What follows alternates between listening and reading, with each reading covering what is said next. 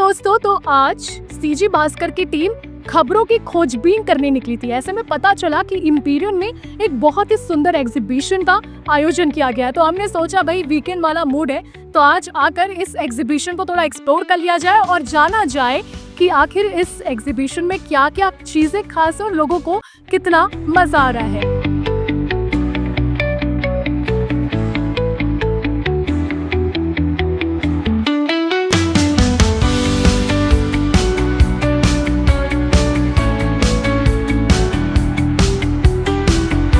तो सबसे बड़ी बात आपको बता दें कि इस पूरे एग्जीबिशन का जो आयोजन है वो श्री जगन्नाथ शक्ति मंडल के द्वारा किया गया है और ये एक फंड रेजिंग इवेंट है। इस एग्जीबिशन के जरिए जो भी पैसा इकट्ठा होगा उसे जगन्नाथ जो मंदिर कोसा नगर में स्थित है वहां पर दान में दिया जाएगा और उसके निर्माण कार्य में इसे लगाया जाएगा। तो एक बहुत ही अच्छी पहल और फंड रेजिंग इवेंट। ऐसे में इस एग्जीबिशन में क्या खास है, चलिए समझते हैं और बात भी करते हैं। Hello ma'am, hello sir.